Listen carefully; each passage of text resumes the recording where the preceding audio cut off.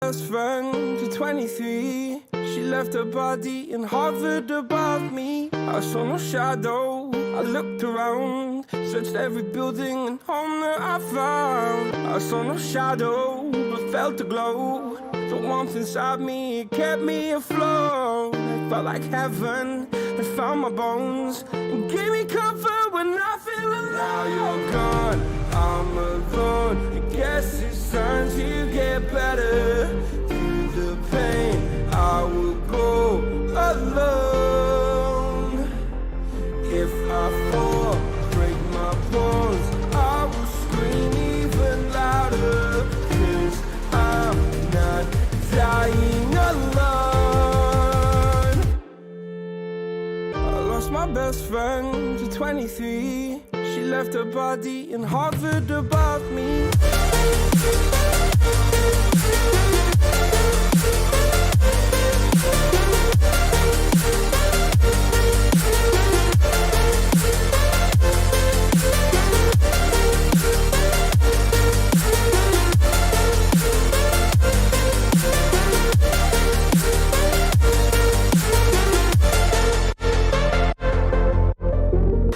My best friend to 23. I heard the heavens crying above me. They gained an angel, I lost a friend. I felt like dying again and again. I went through hell, stared at death, but I keep fighting with each living breath. I saw no way out from where I stood. Felt like the fire had burned me for. Now you're gone, I'm alone. I guess it's time to get better. Through the pain, I will go alone. Going live right now. Y'all go check out Burley Fishing on YouTube, and we're gonna have a goofy conversation. This is gonna be fun. I'll go tune in right now. All right, that was wonderful, Chad. I love it. All right, what's up, nerds? Welcome back to another Wednesday live. We are back with the Aggressively Average Angler podcast. As always, this show is about learning to be a better angler. So if you're collecting tackle, if you're really interested in tackle, you're passionate about fishing, you just want to make sure that you get on fish anywhere you find yourself, any body of water, anytime you're traveling, all of that. This is the show for you. And we're going to have awesome guests on the show, just like this one right here. We got Chad Hoover tonight. What's up, man? How you doing? What's going on, guys? And there's a lot going on in y'all's backgrounds, and I have the cleaner background though, right? Does that legitimately say no dogs? Like, are you a anti-dog person, or does that say snow dogs and we just can't see the S or something on there? So people can't see Chaz, so Chad is looking at Chaz's background. So yeah, and again, we'll roll our intro here, and we'll get going through this, and we've got a lot to talk about today. So we're talking about the no dogs thing later. We still got. We will off air. You can accost Chaz all about that. So you guys, welcome to the show. We are talking all things kayaking and kayak fishing today. So if you've ever thought about getting off the bank, trying to kayak, if you have a kayak, you want to learn some new stuff, this is a guy for you. Like, I don't know if you guys follow Chad Hoover. I know I have been for years. He really started into like kayak bass fishing, all of that. Like, if you watch his content, it's everything about kayaks. And you have decked out yaks. I love like your trailer setup, your kayak setup.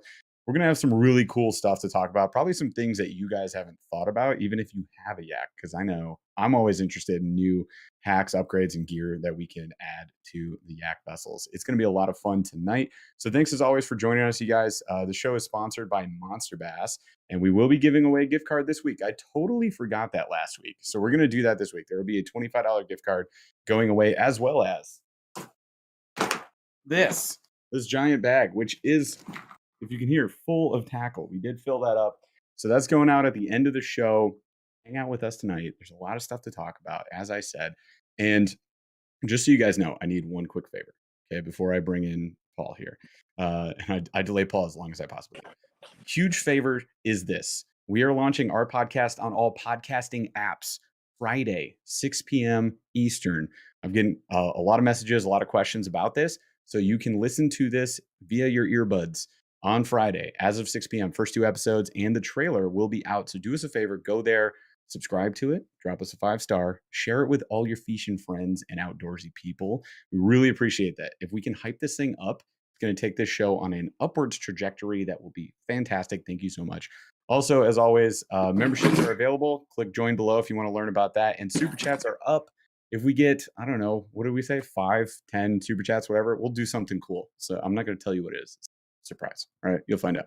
Anyways, I'm joined by my co-host, Paul Glass. Paul, how are you? It's a surprise because it's still a surprise to Jeff what we're Because going I to don't know do what at it this is, but very we're going to do moment. something because Ethan told us to. Exactly. All right, so we're going to hit it up with the Q of the D. So this is Let's just do it. a fun question, icebreaker. No, no right answers, but there are probably some wrong answers. So question of the D. What is the hottest food that you have ever eaten in your life? And what was Ooh. the effect that it had upon you? Okay, so let's go to Chad first. Chad, what is the hottest food you've ever eaten, and what was the effect? I haven't actually eaten one of the Carolina Reaper peppers that the guy out of Carolina developed to be like the Scoville's hottest thing out there. And I'll just put it to you this way. I had to put baby wipes in the freezer for like 3 days. So that was the effects. If I No. had a snow cone machine, I wouldn't have wiped for 3 days. I would have more like dabbed. You know what I'm saying? Just sat on said Just snow gotta cone machine. survive. I would have just dabbed. Oh my No. God. All right, well, that is awful. I will say I TMI? hit Oh no, it's appropriate amount of eye. Appropriate appropriate. amount of okay. So I will say this. Paul knows this.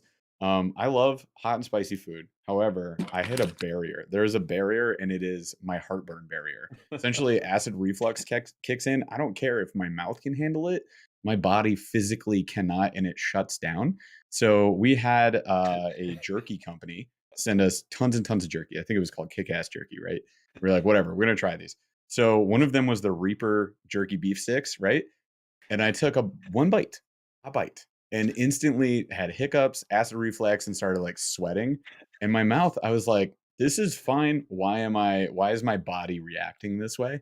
But it was such a negative reaction. It was visceral. And I was like, get me out of here. I never want to come back. And Paul ate like 70 of those in a sitting. So I know it's not the hottest thing he's eaten. They were very, very hot. I ate 4 of those They sucked. sticks, and I had some GI distress. I will say. So I ate. Remember in rugby that one day when we made rookies eat ghost peppers. Yes. I ate a ghost pepper. Of course. But there were like 10 gallons of milk on deck. Thank the Lord, because that was, I don't know, I had more of a physical reaction to the Reaper sticks, but the ghost pepper Yeah. absolutely was the hottest, like in my mouth, the hottest Yeah. thing I've ever eaten. Oof. Woof. No one said So you got- a form of wings when they wiped their eyeballs and scorched their retina. How would you so that's wipe your good. eyeball? You don't think about it in the moment. You're just like, crying. Just to That's clarify, I'm actually from Louisiana originally, so I grew up eating You got hot that stuff spice. my whole life. Yeah. When I went to this contest, I didn't eat something with Carolina Reaper pepper in it. Yes. I ate You a ate Carolina the- Reaper pepper. And so recently I did a thing with Yak Attack where John from Yak Attack challenged me to do this Pocky Chip challenge. Yeah. Yes. I gotta tell you, that stuff was not that was no joke either. No. It Oh, tore me I The have one chip watched. challenge? I have one watched chip those. challenge. I have no. I love hot food. I like food that's so hot it's painful. I've never that eaten a Reaper, but I've beyond eaten a that. ghost pepper, and I'm not. Those are hot. They're not hot. I have no Yes. desire to eat one of those chips. None. No. Whatsoever. But just to clarify, when you're from Louisiana, you don't eat just for the hot for flavor. You eat it until it has a physical effect on you. Right. That Carolina Reaper pepper, which by the way is what's in that Pocky chip as well, Yeah. it's not advisable, especially eating the seeds. Oh, yeah, you're good. That's the worst part. Yeah. You I may saw go your- to the hospital. I saw that Fish Labs logo on the bag that you held up. Yep. And the guy Bill who redesigned a bunch of the baits is actually a good Yes. friend of mine. Yeah. So I have some of the early stuff. I also have the big swim bait. Got that And I thing also- too. I have that one too in the gold. I also Yep. have some of these the Yes. creature baits that he came out with and the different variations. But why don't we do Yeah. this? At the end of this video, I want to talk about rat lures and why you use them and why right now is the best time ever to use a rat lure. and how I got hooked on fishing rat lures and why. Let's save that to the end of the video. But I got a really good tip on why, when, where, and how you should fish a rat lure, and why this time of the year is the absolute best time to do it. I love that. I just added to the show notes. So that means we have to blast through some topics. So the one thing that's what we're here to do, man. Yeah. Well, It's apparently. bullet pointed show. Let's do it. So, Chad, talk to us about like your kayak fishing background. How did you get into kayak fishing? And then where did KBF come from? So I was stationed in Corpus Christi in Texas. I grew up in rural Louisiana. I should rephrase that. I grew up in rural Louisiana. We dropped the "we" in Louisiana north of I-10, and it becomes Louisiana. You hear somebody say Louisiana or Louisiana, that's South Louisiana. That's where all the coonasses and the Cajuns live, right? And it's kind of like you can't say that unless you are one, or unless you are from Louisiana. You kind of get a pass. Kind of like the N word, but for Cajuns, right? You can call them. They can call each other that, and you could call them that, but you Yankees can't call them that. Is I guess exactly. Wasn't considering it. There's some things you can't call your mom. Don't roll into Houma, Louisiana, and be like, "What's up, coon ass?" You know. I already forgot it, so that's good. All right, cool. So, but I wanted to clarify for the people listening. You know, that they don't want to roll in and try to sound local and get stabbed. There's better ways. Yeah. So anyway, I was stationed in Corpus Christi. It was my second tour in the Navy, but my first one was really short, and I didn't have a whole lot of time to fish. So I fished on friends' boats and banks and things like that in Norfolk, Virginia. I'm in Corpus Christi, and I'm guiding fishing trips to help pay for college because I didn't know that fast forward 20 years and the government was just going to start forgiving your college debt. So I actually paid my way through college the hard way, waiting tables and guiding fishing trips. I digress. So I'm driving down the beach, and I'm guiding these fishing trips for some clients that were Asian. And some of the people are going to be like, why is that relevant, dude? It's not any kind of Asian hate. It's relevant because these guys on the fishing trip told me up front, I want to see a shark. I'm like, we're fly fishing. We're probably not going to catch a shark. But I know a guy, so if he's out on the beach, he'll catch a shark. So we start catching skipjacks and Jack Crevalle on fly rod, and they're like the best shark bait ever because when you cut them up, they're really bloody. It's like, hey, guys, I'm going to tell you what we're going to do. We're going to take a bucket for all of these ladyfish or skipjack that you catch.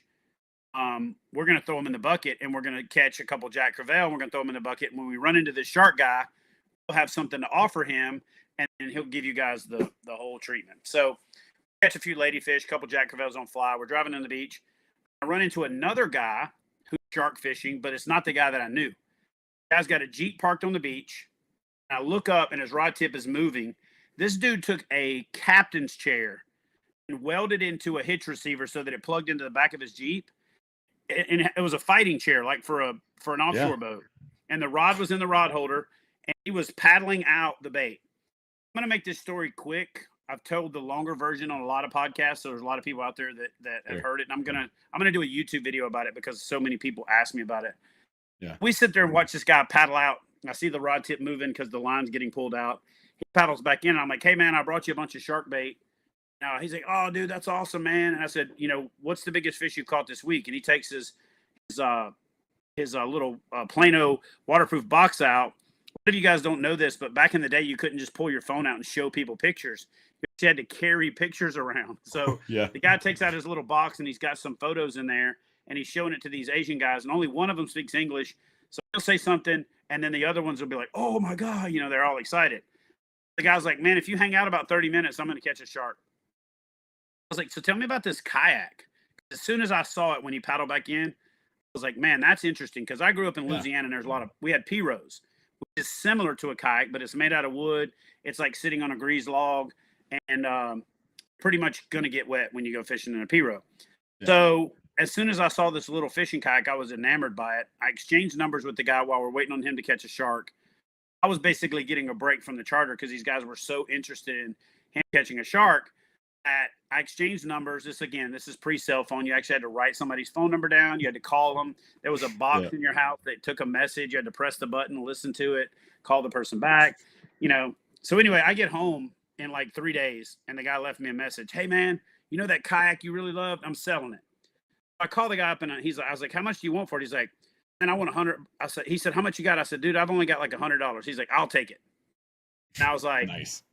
I only have $100. It's 13 days, still payday, and that's all I have. I don't have $100 for a kayak. That's just that's all I've got. If you watch any of my YouTube videos lately, a little inside joke to myself and to other people is I've got my blood type on my PFD, and a lot of people are like, oh, is that some kind of trauma paramedic thing you're worried about getting? For one, it is. If you ended up, floating up and you were unconscious, having your blood type somewhere in your persons is pretty cool.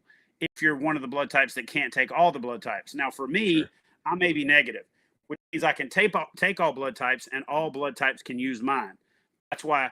But the reason it's the inside joke is I've been trying to think more about when I got into kayak fishing so that I could service that part of the community better.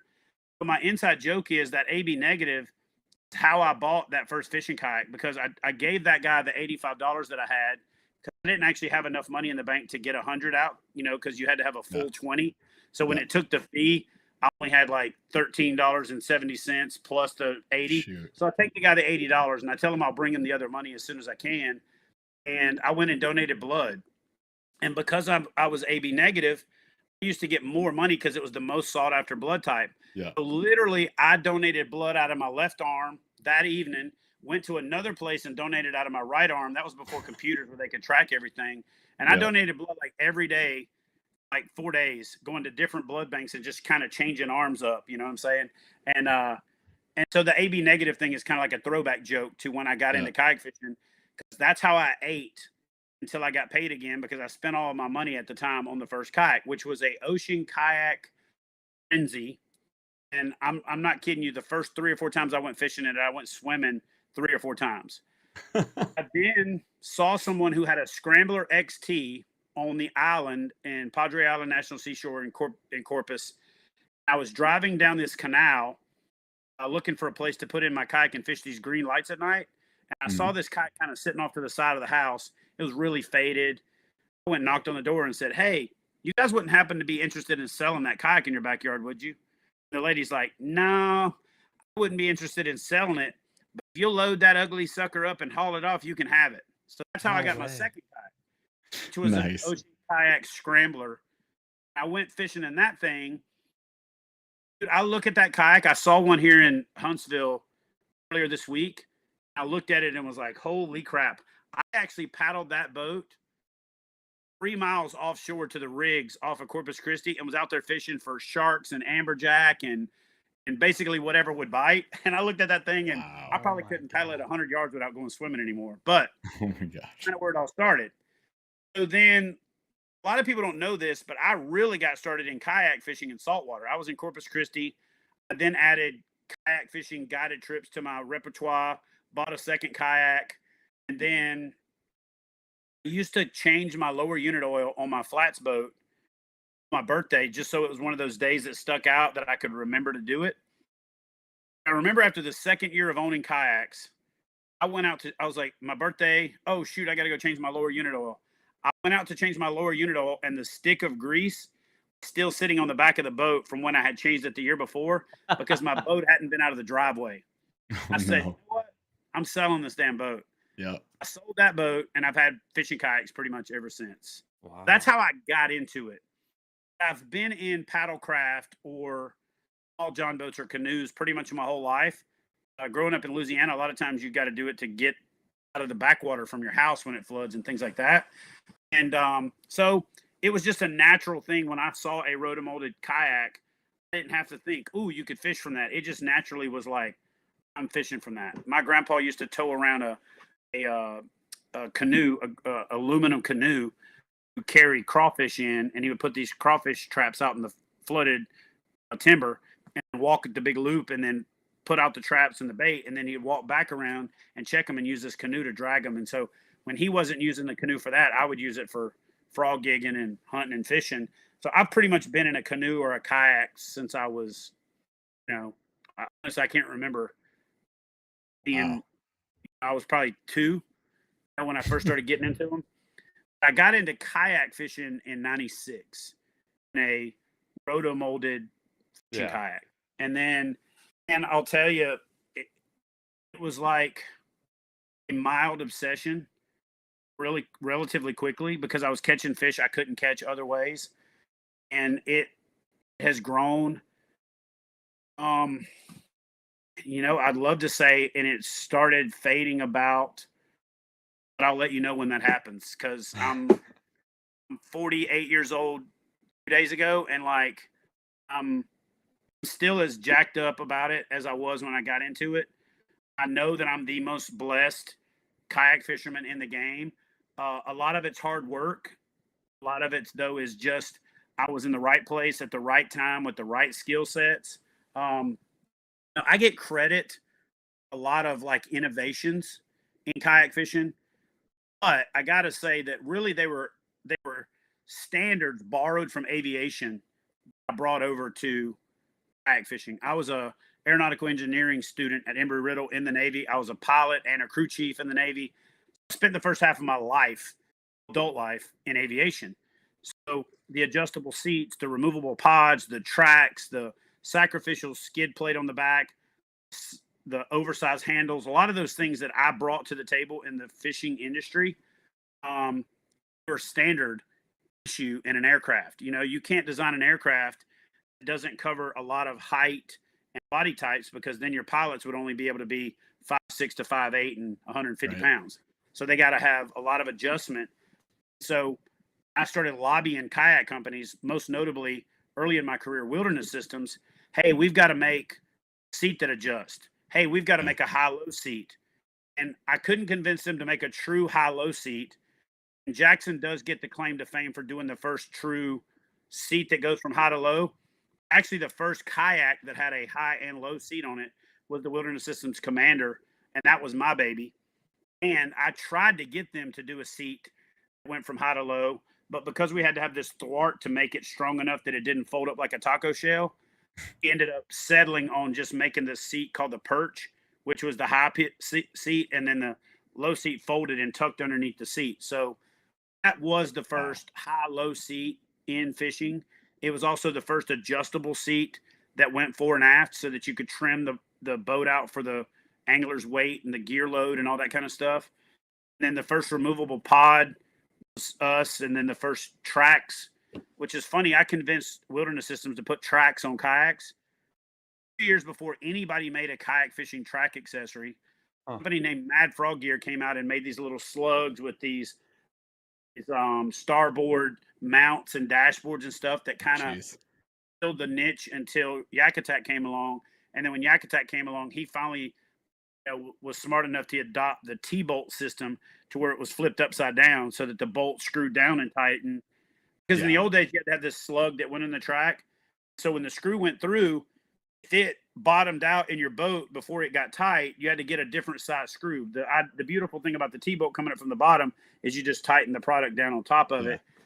And from there, that just kind of revolutionized kayak fishing. And then, those guys weren't smart enough to patent the tracks. They weren't smart enough to patent the pod.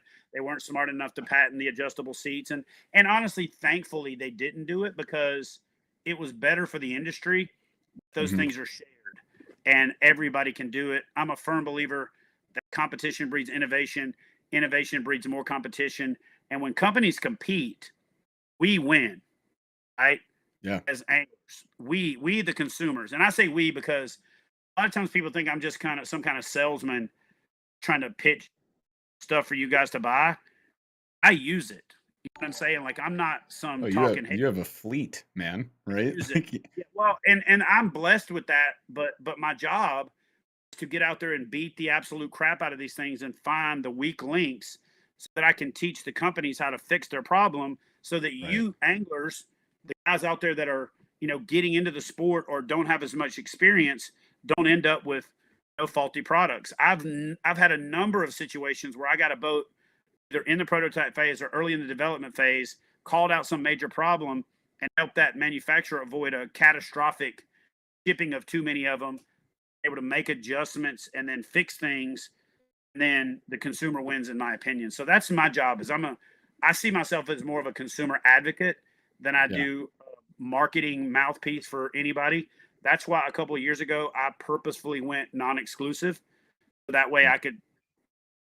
I've always kind of said whatever I thought anyway, which sometimes gets me in trouble, but know that you're going to get authentic from me. You know what I'm saying? Like, that's just how it Yeah, is. You know? and I would definitely say, like, when I found your channel long time ago, like, that was obvious to me. Like, it was obvious to me that you weren't just selling all the yaks, and you were fishing. I mean, you're fishing a lot of different brands. You have a fleet, like I said, like, you've done all this stuff, and I would say nothing but honesty coming out of there, and sometimes brutal, which is good, especially for the consumer. So I do want to let's narrow the scope on this because I think there's some good stuff that we can get into that with that. Real quick, though, I just got to catch up on 2 super chats here. So we got our boy Rob Harrison with a $40 super chat. Thank you so much, my friend. Holy He crap. says, yeah, so celebrating another decade this weekend, throwing y'all some love. Had a pretty rough day fishing and in general. Sorry to hear it, man. We had a rough fishing day this weekend. We got our butts absolutely just trashed. It was terrible. Here's still letting it go and starting over tomorrow. Much love all. Love it, man. Appreciate you. Happy birthday. And then we got Army Outdoors 88N with a $20 super chat. Thank you so much, my friend. We got awesome live, guys. Chad is awesome. Yes, he is. And I am a proud supporter of a fellow veteran and brother in arms. Keep up the amazing work for veterans, brother. God bless you. And thank you, Jeff and Paul, for having Chad on tonight. So yeah, thank you, man. Thanks for the support. So let's dive into a little bit of like this beginner stuff for the yackers out there or people that want to get into kayaks. And then I think we'll go with like our mid-roll segment here in a second. So what would you say, Chad, are like the top, just because you started getting into the nitty-gritty here, would you say are like the top 3 things, if we can narrow it down to like 3 things people should think about when buying a kayak? Obviously, there's a million things, but what are like your top 3? Ironically enough, I just did this video again the other day for my channel. Nice. And I'm going to get a little bit more, guys, you know how to play the YouTube game. There's certain things, there's certain times and links and stuff you need to kind of hit and play around with those things. But I really wanted that video to be a quick hit video so it was easy to consume and all that. But I'm not going to ramble on forever here and take up your time either. But there's 3 real major things. One is the most important piece of gear on your boat is your PFD, period. So I'm not going to endorse any particular brand. I'm not going to. What I'm going to say is this. The kind that floats. Buy a PFD that you will wear. It doesn't do you any good in the back of your kayak. It doesn't do you any good inside your hatch. It doesn't do you any good under your seat. Buy a PFD you can wear. And I highly recommend buying a fishing specific PFD. One that's got a high back if you've got a high back seat. One that's got pockets for your gear, attachment points for your necessary items. So number 1 is spend most in the category on your PFD. I highly recommend buying the most expensive PFD you can find that's a fishing specific PFD that meets your needs, because you can wear that no matter what kayak you're in. It can last you several years, can save your life, but it also makes things easier because if you've got things that are right there at your fingertips, you don't have to go digging through a tackle box. So I use weights that I'm using the most, the hooks that I'm using the most, whatever bag of plastics that I don't have to go digging around for, I have them right there where I grab them. Yep. Whistle is a mandatory. A PFD without a whistle is going to keep you floating, but you need a whistle. So a PFD and whistle are one thing. I would say do some research, try before you buy, fit them. If you live in the middle of nowhere, order one with the express intent of trying it on. And if you don't like it, send that sucker back and get another one, because returns are easy these days, right? Yeah. So I would say a PFD is number 1. Number 2, a paddle. And buy a good paddle. This is the one where you don't have to buy the top of the category. Do not buy the bottom. And I'll tell you why. You're going to end up spending, I hear this all the time. I call it the whistle dam effect with rednecks, right? They say, man, that's a nice paddle. And you hand it to them. They go, dang, that's nice, man.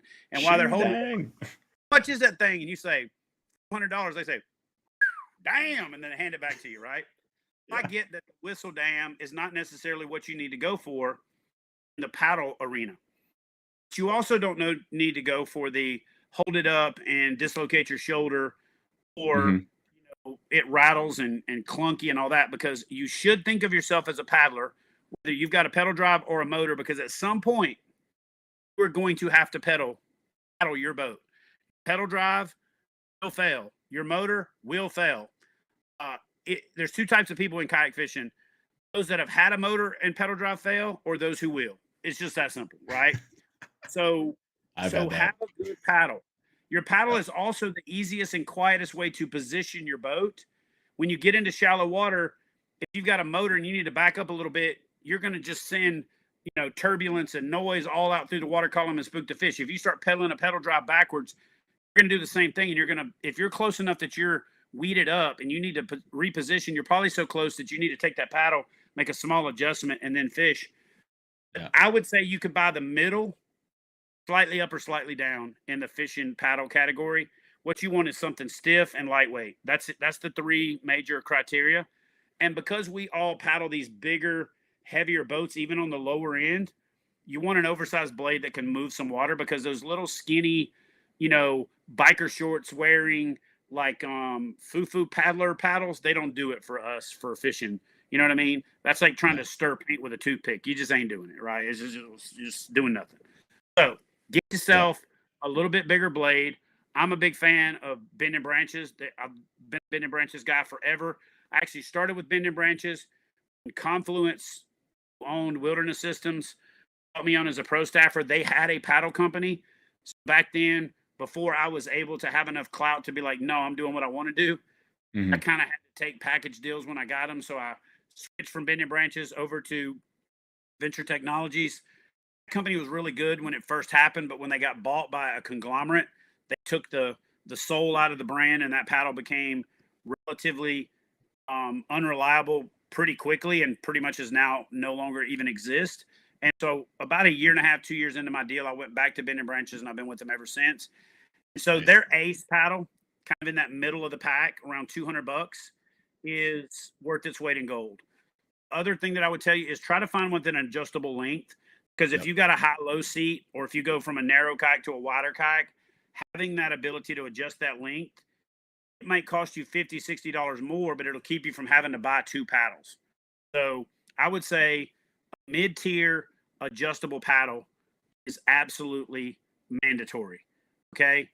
The third thing is the kayak. And it's funny because people are like, wait a minute, are you saying the three most important things in kayak fishing, that the kayak is the least important? Absolutely. Because your paddle and your PFD is going to convey over to 3, 4, 5, 6 models of kayak, whereas your kayak itself, you don't want to. I can't tell you how many times I see people selling starter kayak, a starter paddle, and a starter PFD as a package, and they're pretty much giving the paddle and the PFD away because they bought crap. So you're not getting any money for it. So buy a good paddle and PFD, and then you decide to sell your kayak or upgrade or turn that kayak into a buddy boat. Good PFD and your good paddle will convey. So the top of the line PFD, buy a middle to upper paddle. Otherwise, you're going to buy a $100 paddle, then a $140 paddle, and then a $200 paddle. So you ended up paying $440 for a $200 paddle. Just buy the $200-ish paddle first. Got it. I love that. I think that's going to be eye-opening for a lot of folks, because we definitely have a lot of bank fishermen. We got a lot of people in kayaks, john boats, kind of all around, right? But if you guys are looking to get into kayaks, or even like for me right now, you just said whistle, and I'm like, I ain't got no whistle on my PFD, so I think I got to go get a thing. And then hold your hand out and just smack yourself. bad me. I'll go get that. No, that's great info, man. And I want to like touch on a few more things. I got one more, because I don't consider the kayak the top 3 things you need for kayak fishing. Okay. Kayak is a given. I'll tell people all the time, don't save your money for a kayak. Buy the best kayak you can get to get your butt out on the water, because the one thing you can't buy is yesterday. There is no place where you can go, hey, I was wondering if I could buy 3 or 4 yesterdays. If you miss fishing yesterday, that's a day of your life you ain't fishing. So get a kayak, get out there, long as it's safe. Better, so that when you decide to upgrade, you get more for it. But paddle, PFD, and then the third one, a pair of good polarized sunglasses. And there's 3 reasons for that. One, your eyes are your most important asset. Just like your PFD is going to float you, get you home. Doesn't matter if you get home, but you can't see, because it's really hard. There is no blind kayak fishing league, right? There is no, adaptive paddling that's going to allow you to go out there and experience kayak fishing without being able to see. Now I'm working on that, so stay tuned for that. But protect your eyes. They are one of your most valuable assets. And in a kayak, we're at a low angle. We get a lot of sun that hits the water and comes up into our eyes at a really bad angle. We get a lot of beta rays. We get a lot of stuff that other people don't. So sitting in that low position without polarized glasses on is a bad deal for us long term. It's going to create degenerative eyesight loss over the course of 15, 20, 30 years of kayak fishing. But the other thing is make sure you get a pair that's got good ballistic lenses. I've used Costas, I've used Nines, I've used a number of different lenses over the years. But the number one hazard you face is when you set that hook and you miss and that missile's coming flying at your face, having that eye protection. And so invest in a pair of lenses that actually have some ballistic characteristics to them. That's why I switched to Wiley X. They're the best in my opinion, but there's also other glasses that have good ballistic ratings. But get a good pair of polarized glasses to protect your eyesight. Get a ballistic lens to actually protect your eye should you have a missile come flying at your face at Mach 2, because, it'll be problematic trying to go kayak fishing blind. Yeah, that would be pretty bad. So I do want to hit a super chat here, and I think what we'll do here is I've got probably like 2 other main focal points that I think would be really valuable. And you're a wealth of information for these guys, so there's a lot to really discuss and for these guys to digest that we'll get into. There's a hot topic that I want to address. First, I want to hit this super chat. So Stephen Dacey says, new PB last weekend, just spreading the love. Hey man, absolute congrats. We caught 1 fish last weekend, so I'm super proud of you. Paul and I just got sunburned. That's basically all we did. But that's awesome. Thanks for the super chat, my friend. So here's what we're going to do, you guys. As you know, the new format for the show, we have a mid-roll segment. I'm going to let Paul introduce the topic at hand here today. We're going to try and keep it as short as we can because I'd rather spend our time on more positive, fun things. And then we're going to come back with Chad here in a second. We're going to talk about how he picks a kayak, or how he would describe like what a good kayak is. And then we want to get into some safety stuff as well, right? So we'll kind of cap the show off with that. Then we'll do our giveaway. And we still got some rat details to get into. So we're going to get into that too. But Paul, what's the mid-show segment today? Well, you guys know we had to talk about Walleye Gate for at least, we got to give it at least the 5 minutes that people Oh, like everybody else. So, well, I guess I'll lead in with the first question. So how many people sent you that video in the last couple of days of the lead coming out of the walleye? For me, thousands. I'm just kidding. Like a dozen. Chad, how many people have been sending you like, did you see these walleye cheaters? So here's what's funny. I almost did a video to jump on the bandwagon, but then I thought, everybody's doing what? No. Well, I would have been one of the first few, because Duke, who makes catch measuring boards, is actually friends with Jason, and he got the early scoop on it. Duke sent me that, dude, you're not going to believe this stuff, right? Yeah. And I was like, man, I should fire the camera up right now. Have a video queued up. But then I was like, you know what? I don't want to be the mouthpiece for the drama.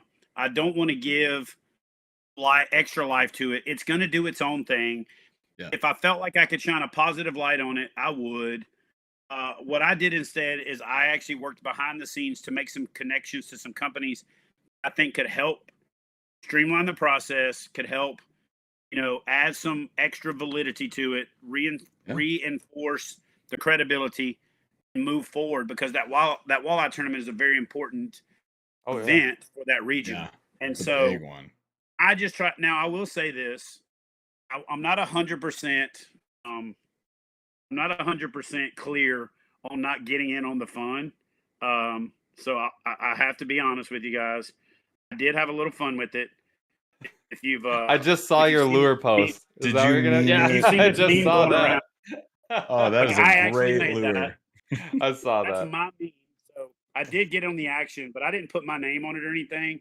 Yeah, but yeah, I created that meme and just kind of rolled it out there, and that was my only contribution to the hosiery, if you will. So hosiery the reason for sure. So and I'll give a very quick recap. So for anyone who hasn't seen it, which seems insane because I feel like people in my work were talking about it. The people in my work are talking about it. Everyone in the world has seen it twice already. It was on Fox. Dude, it was on Exactly. TikTok.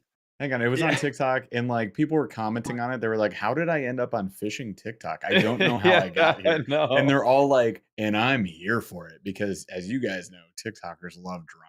They basically, that's all that app is freaking drama. And this was like the most drama you'd ever It seen. was I thought so. those people were going to be drawn and quartered. Like they were going to strap them Oh, up with ropes to horses and pull them to pieces. Like I yeah. was worried for their safety. Now what they So- did I was gotta say- stupid, but yeah. I gotta say, if that had happened in the South, there would be felony charges already filed on some people. I'm just saying. Probably. Yep. Those Yeah. guys did a really good job of just using inappropriate Words. language, but there would have been pitchforks and weapons, and trailers burned down, and all kinds of Well, stuff. In the and South. part of all this. So for anyone who doesn't know what's going on, there was a video that showed up. What was it, like 3 days ago or whatever, 4 days ago. It was this And weekend. it's a couple of guys getting at a weigh-in for a sizable walleye tournament, and they had been winning for this whole season. They A had been lot. on I'm using air quotes, like a big winning streak, right? They've been winning tournament after tournament, and these pair, they are professional fishermen, but they've never gone to like the next higher level of competition. So they're sort of at this like sub level, which is still very high quality. And they had been winning all these tournaments, and people were suspect, like, hey, we think that there's thoughts that these guys have been cheating. They've passed a couple lie detector tests. They actually failed one relatively recently, and they get into this tournament, and it was like right after there was hurricane weather. The walleye tacos with a 2-ounce lead weight. That's my That's favorite. brutal.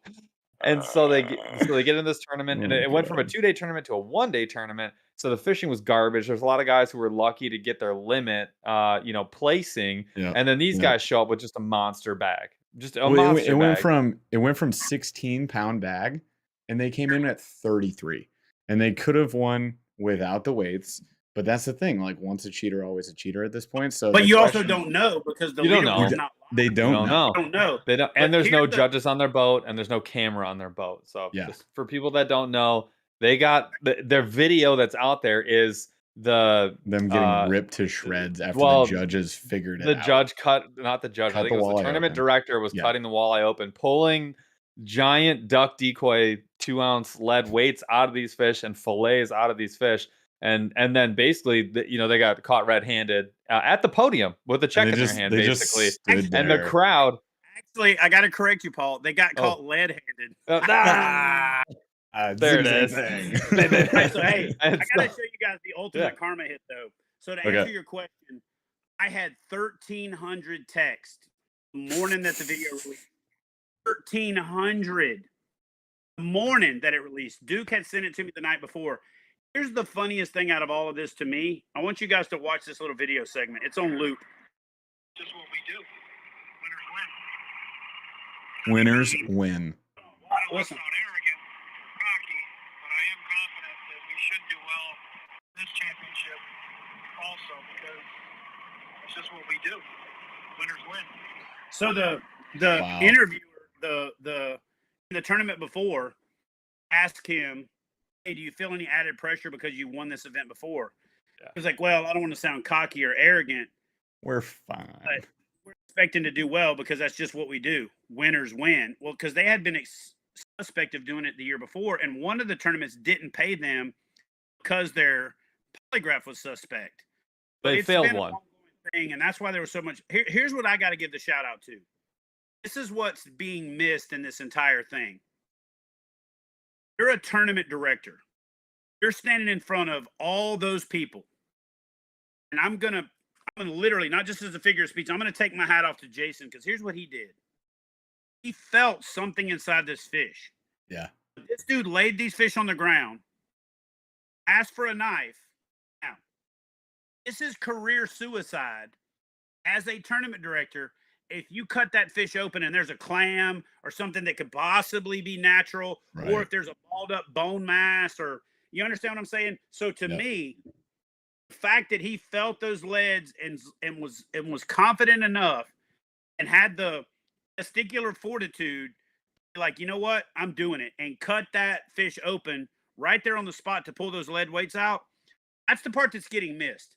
Because what a lot of people don't realize is that's career suicide for him if he's wrong. If he's wrong, yeah. To me, that was the part that I think got missed, and that's the part that should be really celebrated.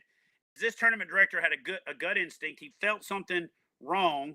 See, what it looks like they did is they put those weights in between the frozen walleye fillets. What they didn't count on walleye fillets thawing out and the lead falling out where you could feel it.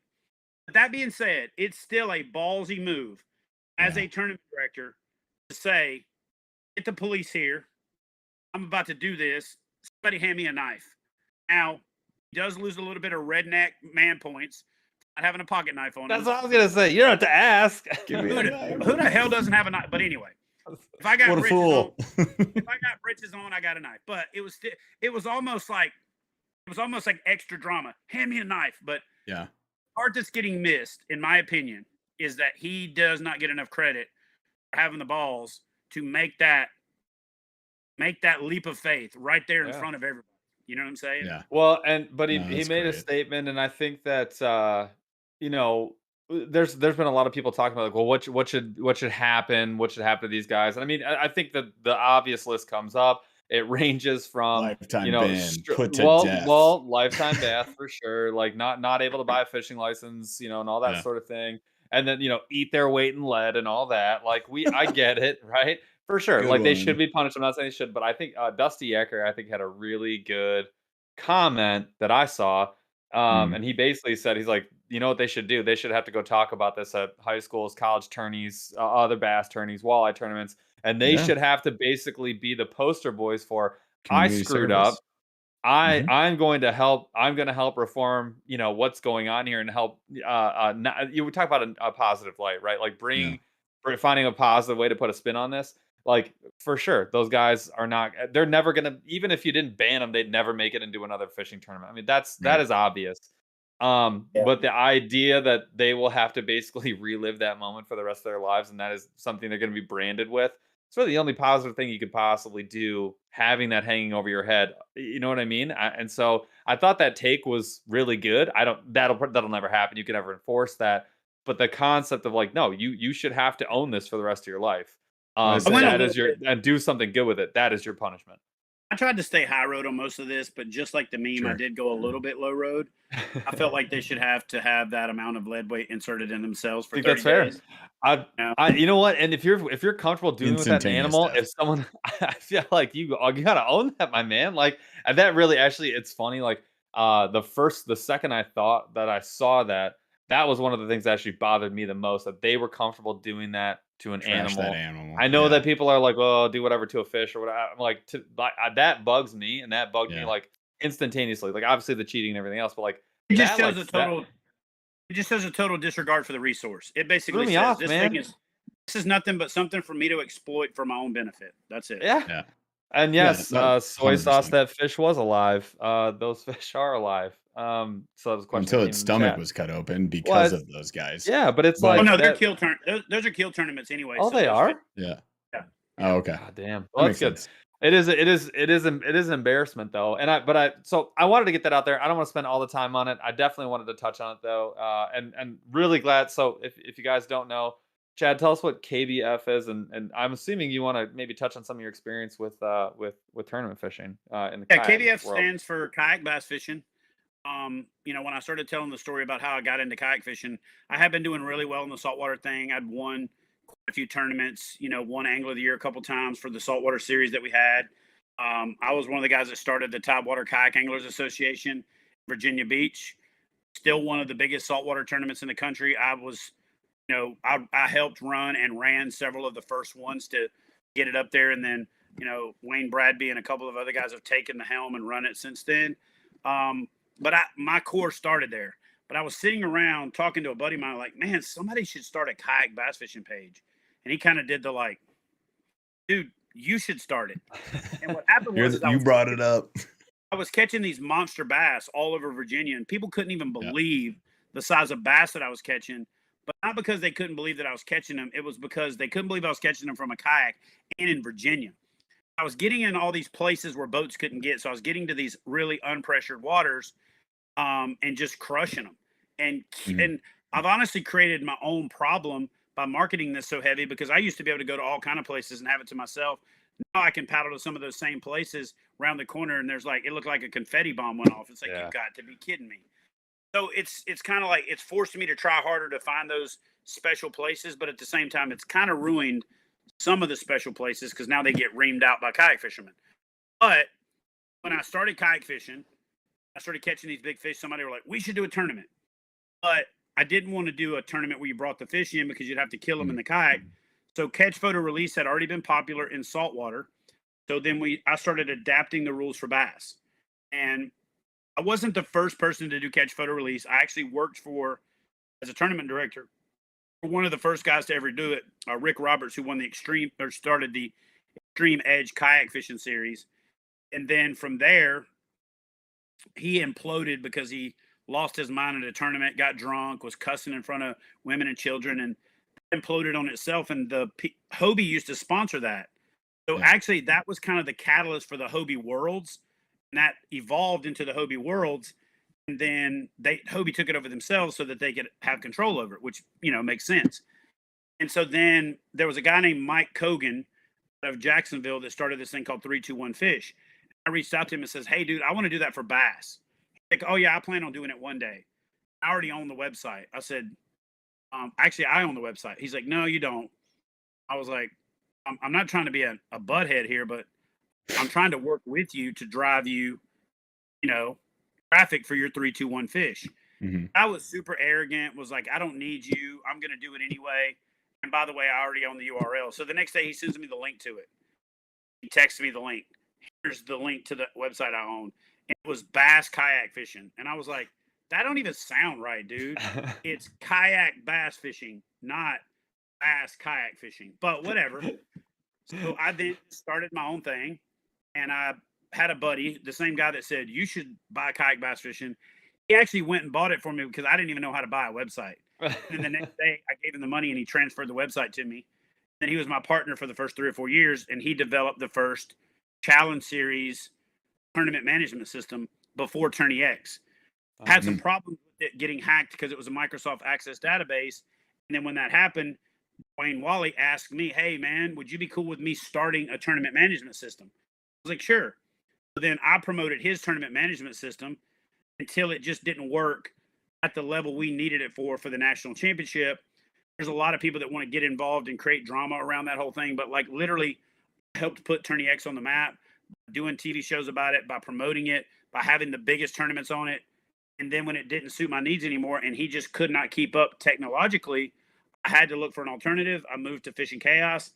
I still think Tourney X is a great platform for, tournaments under 350 people, out a crazy amount of people watching, which bogs down the server, and people loading fish at the same time. It's perfectly fine for that. But Fishing Chaos kind of met the needs. There's a lot of safety protocols and things that are developed in there. But I feel Jason's pain when it comes to dealing with cheating, because we've never actually had a really big cheating scandal in KBF because we've always been the bigger sanctioning body. Anytime there's a cheating scandal, it gets brought to us to help validate it, to help figure it out. So we were the ones that caught the guy that cut the measuring board, even though he was competing in another tournament series. Yeah. We've helped figure out the tail cutoff thing that a guy in Texas was doing, where he cut the tail off and palmed it, held it on top of the fish and slid it out. Kind of like that thing your uncle used to do when you were a kid, where he grabs his thing like that. Holy shit. Yeah, exactly. So, and then we've actually started putting a lot of mechanisms in place to identify cheaters, but we don't tell everybody what all the mechanisms are. So, for example, on the measuring board, there's a lot of numbers up on the top ridge. Right. And when we first put those on there, a lot of tournament directors started calling us, hey, I was noticing in the photo, numbers on the top ridge and the numbers on the board don't line up. And I'm like, yeah, that's on purpose, because this is a thing called parallax. So if this is, my hand's the fish and this is the photo, and let's say that this is the fish's mouth over here, if you scoot it away from the fence and then move your camera over here, you can take a picture, and that angle makes it look like the mouth is touching, but it's not. So anytime we need to figure out if we need to scrutinize the fish anymore, is we look at the numbers on the board and the numbers on the fence, And if they're off kiltered, that means the phone's off centered. So then it gives us a Gotcha. cue as to look deeper into that photo. And then there's some other things that we do that we don't advertise. There's little things that we require that force you to do certain things that are let me just put it to you this way. You ever watch those movies where thieves get together and they're planning to break into a bank? Yeah. The first thing they do is they put out a big table and they got all of the, okay, so this thing has got a heat sensor and this, and it's got infrared laser, and they go through what all the things they got to beat are. The reason that they do that is because the banks advertise what all of their safeguards are, so then the crook knows what the safeguards are so that they know how to beat them. We don't advertise all of our safeguards. We advertise the ones to bait cheaters in. And if they decide to if they just forget one little thing, we got their ass red-handed. Nice. And I like it. yes. Yeah. I love it. I love that. So And so we've got some things that have happened in sports, like in our sport, like cutting the measuring board and shrinking it so the fish looks longer. The That's problem gnarly. is our identifier in the photo is a known length. And I'm going to probably reveal a little bit too much here, but we're advanced enough now with Fishing Chaos and some of the things that we're doing that it's almost irrelevant. A pixel converts to a length.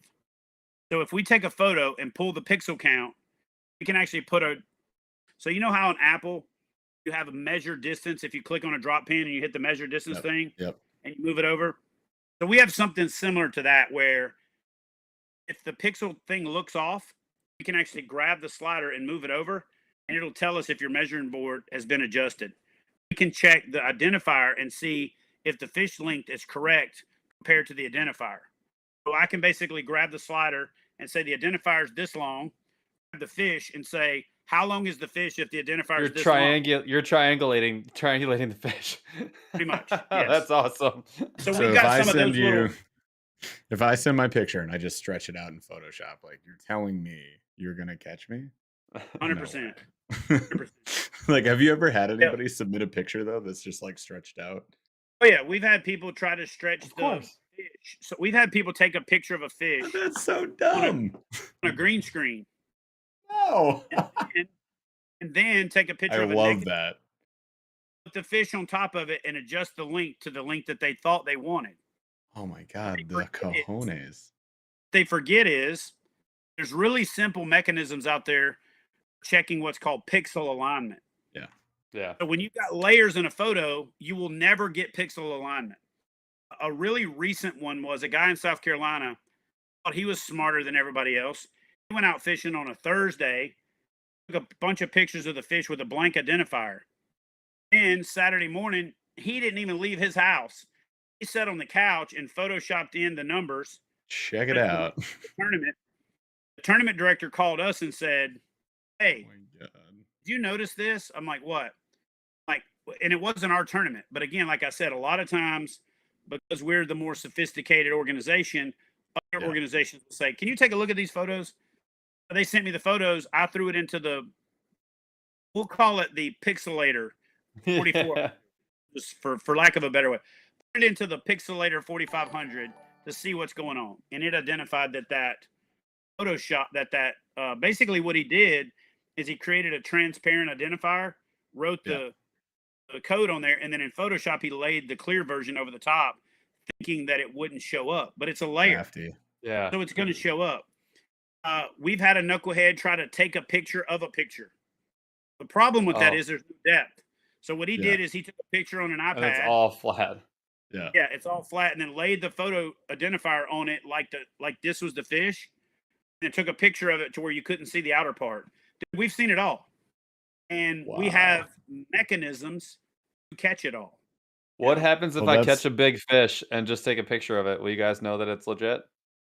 Because that seems like it'd be a lot less work if you play by the rules. Like, Okay. I feel So hang on. So this has been a very interesting topic. That said, we are coming up on our hour mark here. So here's what we're gonna do, you guys. We do have a giveaway. So we're gonna be rolling for that. So here's what I propose. Paul, you tell me if this is a terrible idea, which is definitely not. We're going to do Slow Rolling Thunder.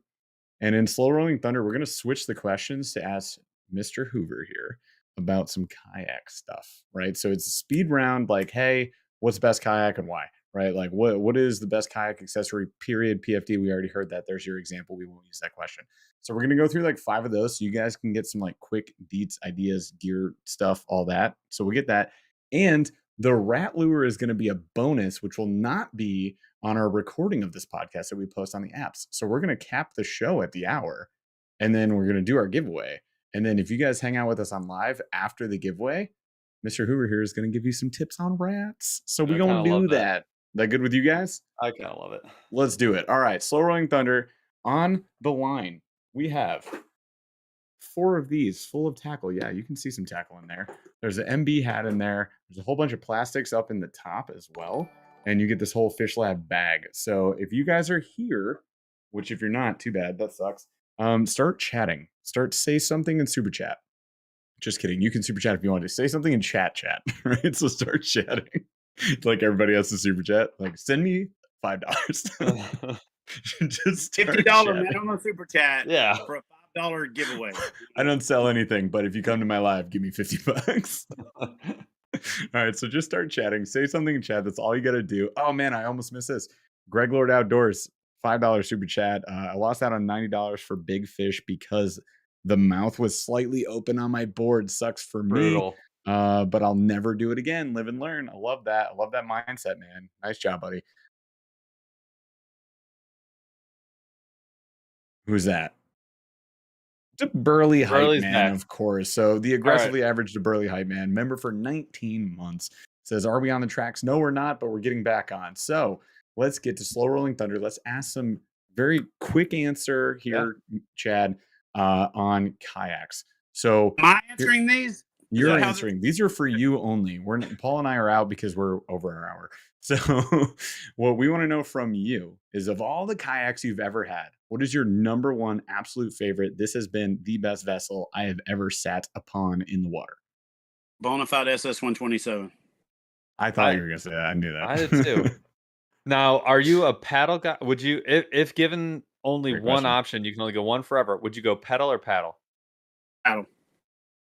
Do you only one of my first questions I want to ask was, are you, because I see you in all over the place, and 90% of the time I feel like it's been in a paddle kayak. I don't know if I've ever seen you in a pedal kayak. Are you exclusively a paddle kayak fisher? No. I've started using the P127 from Bonafide. I've used some of the natives. I actually bought a Hobie and have been using it. I'm the paddle drive thing is growing on me. Okay. And you use a Torpedo too, like a decent amount of time. That's different. I feel like that. I don't even want to get into that. Yeah, it is totally. I can motor to my spot, and then when I raise the motor up, guess what? I'm kayak fishing. There you go. So it's a different thing. Here's a Slow Rolling Thunder question: paddle, pedal, or motorized? What would you recommend for somebody just getting into kayak fishing? Paddle. I love it. I think it's valuable though for information for these folks, right? So let's roll a giveaway. We've done like 4 questions. Let's roll a giveaway. Okay. What is he winning? What is he winning? Whoa. We're throwing that all together. There's one giveaway. Oh, are we doing a mid giveaway? No, it's total package now. That's it. Period. Yeah, because I got more questions for Chad. Jeff. So Jeff. All right. So hang on. So who's the name? What just happened? What are you talking? We rolled our giveaway. Remember those rails? Gone. So you changed in the show notes. We're doing the I'll gift just card throw in first. a $50 gift card myself just to keep this thing juicy. How's that sound? All right, here's what we're gonna do, because I didn't notice this on the show notes. So we got the giveaway. We're doing because I didn't announce this before we did this. We're gonna do 2 gift cards. Okay, so we got the $25 gift card, and then we've got Chad Hoover throwing in a gift card. Where's the gift card to? USA. Fish USA. Fish USA. Okay, cool. Sorry, it cut out a little bit. Primo. So, yeah, Fish USA. We're gonna do that gift card. Okay, and then first of all, is RJ here? What was the name? No one can hear it. So Chaz, who was it again? RJ in Fishtails has won. RJ in Fish. M. RJ M. Fishtails. He just said Shimano. What did he win? What did he win, Jeff? You changed the show notes on me. You tell me. What did you write in the show notes? I What do wrote you win? our gift card and tackle bag. You said all in one. There you go. So that's all in one. So RMJ Fishtails. You can't just say Shimano. You have to say I'm here. All right. So while we are waiting for RJM Fishtails to follow the instructions that are on the screen, I have another question, and this is one of my favorite questions to ask people who kayak. Let's say you bought a kayak, you have your PFD, you have your paddle, you have your sunglasses, you got all the necessary and required equipment to have a decent day on the water, but you haven't bought a single thing, you haven't bought a single accessory for your kayak. What is the first accessory that you're going to add to your kayak? Ooh. The first accessory, if the kayak doesn't have tracks, is tracks. You would do that before an anchor? Yes. Wow. Yes. What tracks would you use? Yak Attack gear tracks, because The HDs or the plastic ones? Either one. They're both the early plastic ones were not great. The new plastic ones are bomber. So I've used both. I actually like the plastic ones better because they're a little wider. I don't like grip. the metal. Yeah, they really grab on. But I will say this: if stability is important, those are better. If you are willing to upgrade the screws and do it yourself, the metal ones are very nice. I use those for my ice fishing sled. They are the metal ones. They are actually very nice. But the plastic ones have the keyways in them for the mount, so that locks in a little better. So they're legit. I like those plastic ones a lot. Okay, so we had a response is RJM Fishtails, and we're getting this, and then I need your email too. So follow the instructions on the screen, my friend, and we will get you this shipped out. I need your address. Don't post it in chat. We did that mistake one time. That was fun. And then we need your email, and we'll send you a gift card from Monster Bass. So we're gonna roll another one though here for Fish USA, $50 gift card from Chad Hoover himself. Chaz, you want to go ahead and roll that? So one more chance, guys. Here we go. In 1 second, there will be another chance. Daniel, what's the last name? Hedrick. Daniel Hedrick. Are you here? And while we're waiting, and before we get to rats, I do have a question. Chad, big camper, what is your favorite way to make coffee when camping? Ooh. My favorite way is to do it the old-fashioned way. I've got a hand grinder. I've got a French press. I've got all that. That's my favorite way. Okay. The way that I do it more often than not is I have the packages that are like the old Skoal dip pouches, and I boil hot water and I drop it in there and let it steep. If I need it to be stronger, I throw some more in there. So the faster way that I do it is with the pouches. And I'm actually working with a company right across the river here in Alabama to develop a KBF brand of coffee. And we're going to have those easy to build pouch packs as one of the ways that you can buy it. So my favorite way, 100% grinder, pouring the water over the grounds, doing the French press, all that stuff. It just gets the richest flavor. Yeah. But the thing that I default to the most is just boiling water, pouring it in a cup, putting the pouch in there, and letting it make coffee the fast way. I love it. Close to how we do it. And then as overrated. Jeff, should we outro and then everything else is bonus? It is. So congrats to our two winners. So we had RJM Fishtails, and then we had Daniel Hedrick. Totally from memory, steel trap. Pow. No. So congrats to you guys. Make sure that you follow the instructions. You get us your info. We'll ship that out. We've been doing this. We've done this like 100+ times. We got you. Don't worry. And congrats for winning the Fish Lab bag. We will keep doing giveaways on every single episode. So again, be sure to come back every single week, Wednesdays, 8 p.m. Eastern. If you guys have liked the podcast, we are live on YouTube every week. It's a blast. We love to talk to you guys in chat. I look forward to this every single week. And as we mentioned at the beginning of the show, the podcast will be live on all podcast apps as of Friday, this Friday at 6 p.m. Eastern. So if you could do us a super huge favor, just take your army on over there and just subscribe, drop a 5-star review, throw us a comment or something like that, and then share it with as many people as you can possibly think of. The more people that blow up this podcast because it's a new launch, the better. So there'd be a huge favor for us. Thank you guys so much. Thanks to our amazing guest here, Chad Hoover, for dropping all the knowledge bombs, a wealth of knowledge for you guys. Hopefully that was helpful. We're still going to get to rat lures in just a second, but before we do, we're signing off the recorded version here.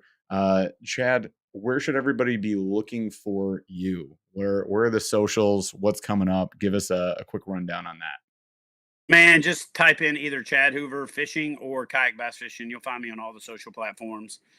Chad Hoover Fishing is my personal page. I don't really push it as much. Kayak Bass Fishing's obviously the bigger accounts. But one thing that I'll encourage you guys to do, especially if you're new, is head over to Facebook and join our community, Kayak Bass Fishing group. It's one of the best resources we have, getting new anglers a lot of information from folks that are on there in the community that are willing to help. Love it. Awesome. All right. So drop some rat knowledge on us. Let's get to that. Actually, before we do the rats, I have one question. Have you Okay. ever done what's cowboy coffee? That's Where what you I was just going to say have- is our method. You just have the straight up stone, stone ground pot, no filter, no nothing. I like how you explained it to me what cowboy coffee is like. I don't Dude. know. So Is that I don't know. Some He's people explaining don't. it for the people. I trust that rodeoed. Chad Hoover knows I how to do rodeoed it. for 8 years. So Oh, and I so was in okay, the- cool. yes, I know what fucking cowboy. Put the stuff coffee in the thing, put There the you thing in go. the fire. I No, I think was in the- I think that's probably I'm not gonna say it's the best tasting, but that's probably the smoothest coffee I've ever had in my life. It's enjoyable. It's smooth, man. No? Am I the only one? We're just looking at me like I'm an idiot. Chad's like, yeah, dirt, real smooth. Love your So dirt. let me tell you, there's a French cowboy way to do it. You know what the French press is, right? Yep. Like this, yeah, where you press the little plunger deal down. Yeah. So the cowboy coffee way of doing that is to put the grounds in the bottom, put the hot water in there, and push the plunger all the way down, and then it holds the grounds down, but the water's still soaking it up. So it gets stronger and stronger the longer you sit there drinking on it.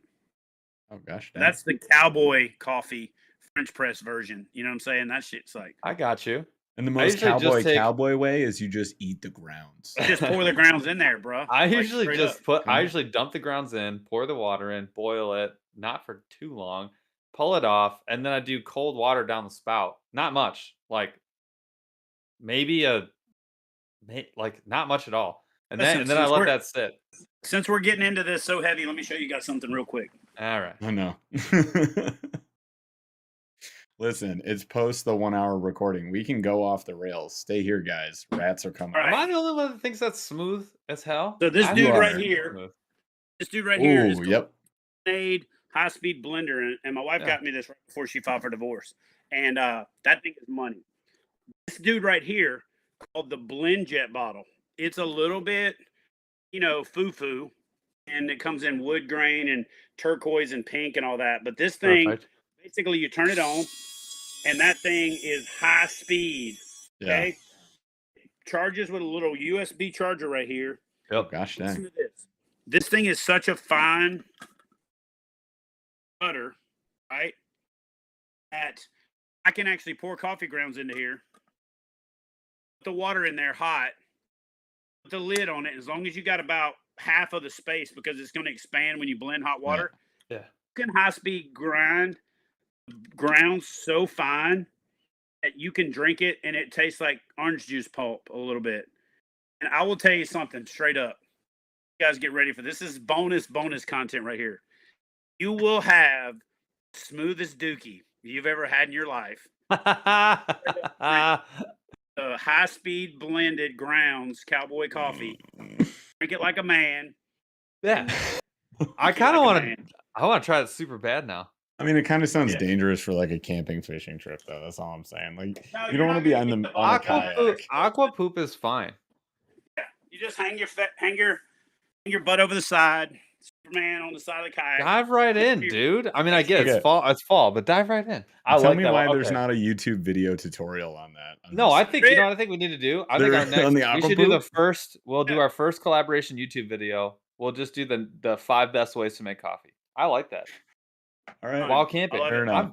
I'm freaking down with that. That's All right, good. so let's cap this rodeo off Yes. with some rat fishing. All right, so give us the deets on the Well- rat because I'm excited. well, first, so we had Bill because I Simmons have one and I on want the to sh- catch on. So it. we had Bill on the show on Bill the was last on the show, show. right? And we Yep. did talk a little bit about the rat, but I don't think folks got a flavor for just how influential Bill is in designing lures and specifically rat lures. So if you want Well, to a give lot of them, people were like, "Why has he got the BBZ name?" I was like, "Bro, that's because he's the BBZ guy from Spro. It's the same guy." Just So, so yeah. everybody who was asking that, that's why. He was BBZ, took BBZ to Spro, Right. had a falling out. He left Spro, took the BBZ. Now he's BBZ, Big He's Bass Zone. BBZ. Big Bass There we Zone, go. yes. Yep. BBZ, right? Love it. The guy's a So freaking it wasn't legend. that he took the Spro BBZ name. He was the BBZ guy with Spro. When they parted ways, he took the BBZ name with him because, again, he is the big Bass Zone guy. So, Yep. So in 97, 98, I'd been kayak fishing for a year and a half, 2 years. Go home to Louisiana. I'm sitting in a kayak. All of a sudden, I see something swimming across the creek, bayou where I'm from. Something swimming across the bayou. All of a sudden, it was like a toilet flush, and it was gone. I was like, what the hell was that? Then I look up, and I see another thing going across. It looks like a snake, but it's only about that long. So it's making a little wake. And then I see, boom, blows up again. I was like, holy crap. I start paddling down this bayou, a little slough. And the closer I got, the more I would see rats, mice trying to swim across this creek. Oh my God. And about 1 out of 15 made it to the other side before a bowfin, a largemouth, a catfish, or something just annihilated them. So here's why right now is the absolute best time. You know why so many rats were running across that bayou that I was fishing in? Tell me more. No.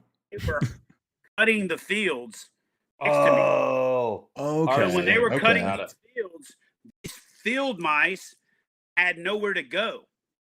So Got if it. you know where there's a creek with some agriculture next to it, I am not kidding you guys. If you want the experience of a lifetime with the topwater, if you know where a relatively good sized creek is, meaning 6, 8, 10, 12 feet wide, not something like this wide, but enough time that when they're coming down the bank and they start swimming across, these fish got it. And you can find out who owns those fields. If you see the farmers out there parking in the spring when they're planting, hey man, can I get your number? Can you call me when y'all get ready to cut the field or turn these over? Like, I'll tell you straight up, I did this last week. I was over in Alabama near Scottsboro, saw these guys pulling the combines in. I pulled up and said, hey, are you guys about to cut these fields? They're like, yeah. When are you going to cut the back section back there by I'm not going to tell you the name of the creek, but there's a creek on Gunnersville that I like to fish. And I'm like, when are you going to cut the field back there by this creek? And they're like, well, we were going to just cut the turn row and then we'll cut, blah, blah, blah. And I said, just out of curiosity, could you do it the other way? You start at the front and cut to the back. And the guy was like, why? I said, because these mice have nowhere to go. They'll move into the field that isn't cut and they'll bunch up until they got nowhere else to go.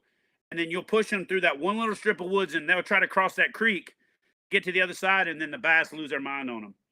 He was like, oh, hey, you got to be shitting me. And I said, dude, I'm telling you. So I convinced them to tell me when it was happening. I went over there. The 1-2 punch is a Zoom horny toad, Guggen toad, or a Yama frog. And it's like off peak when they're not really that aggressive in those. But then you go to this dude, peak period, intermediate size, all the way up to the monster rat. A monster, Jesus. But you really want to go with the brown or the gray, just because the white is too bright, in my opinion, in the middle of the day. And it's based on when they're cutting these fields. Now, let me say this. I have been a friend of Bill's forever. I got one of the first prototype rat lures, took it out, and was like, yes, Lord. I still love the Spro rat because it's got the segmented body and it has a little more of a click, click, click, click, click. Well, it's a wake bait.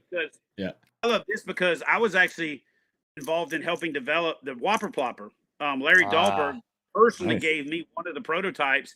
I went out and was fishing with that thing.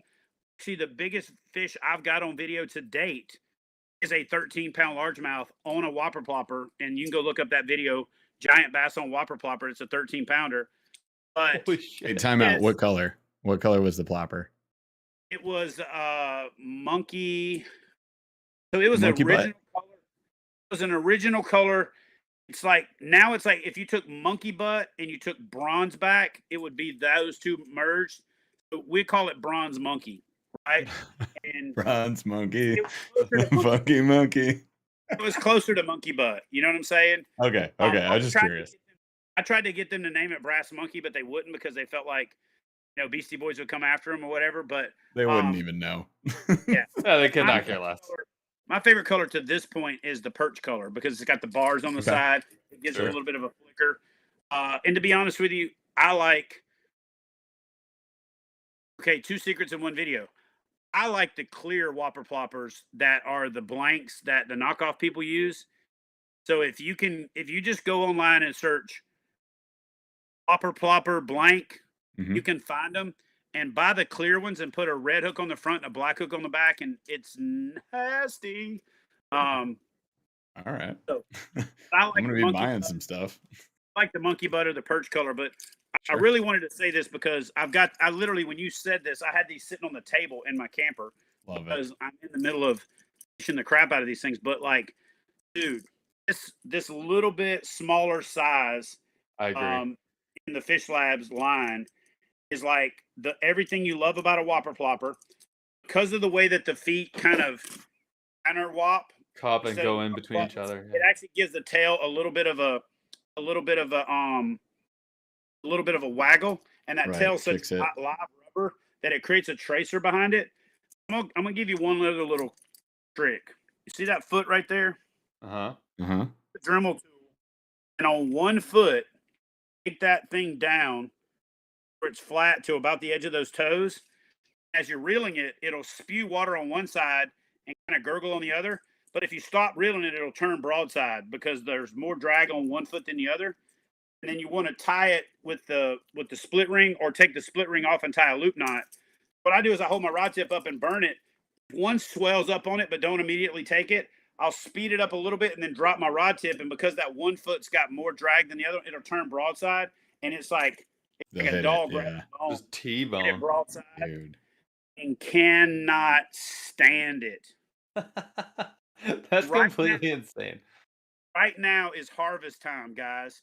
Yeah. Figure out where the fields are next to creeks. That's the most hunting ass thing I think I've heard in a long time, because that's what I do right now when I'm hunting. Is I'm literally if I wasn't doing all this fishing stuff, what I would normally be doing is driving around to all my spots and be checking to see if there's trucks parked out when they're planning, to actually run the harvester. And I'm like, I got 2 days, and so that's where I'm going to spend my next 2 days. So that is mint, dude. I love that. That's awesome. So get in the deer stand in the morning, do your thing, but in the middle of the day, when they're cutting those fields, they're constantly pushing field mice across these creeks, and those fish will move up into those creeks because it's a phenomenon, right? It's not something that happens it's not normal, all the time, but they know based on the photo period when that stuff's happening, when those rats are going to get pushed across those creeks and when those mice. And look, I've seen 30 field mice go across, and then I've seen a rat go across the size of a damn squirrel. Yeah. And they still eat that summit. I'm talking like 3-pounders. Northern Michigan, if you go into any fly shop, northern half of Michigan, you'll find, for what seems like no reason, giant deer hair mice in every single tackle shop. Reason being, gigantic trout in about 4 weeks.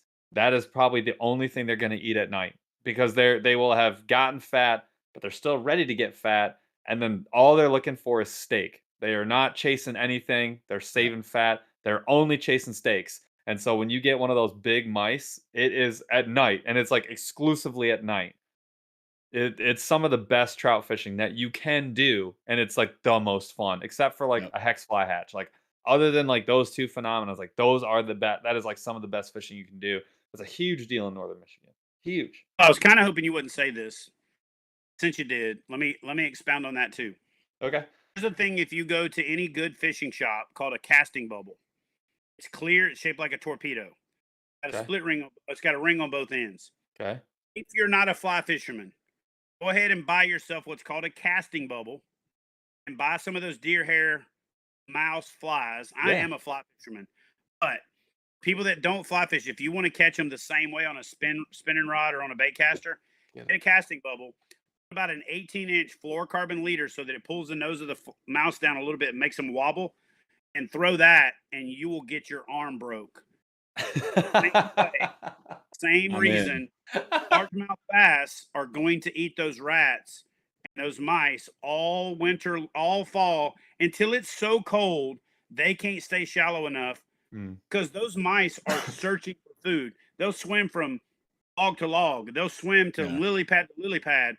If you've ever paddled up to a lily pad and the whole outer edge is kind of all jagged, that's not a bug. That is mice that will swim out there and eat the edges of those lily pads.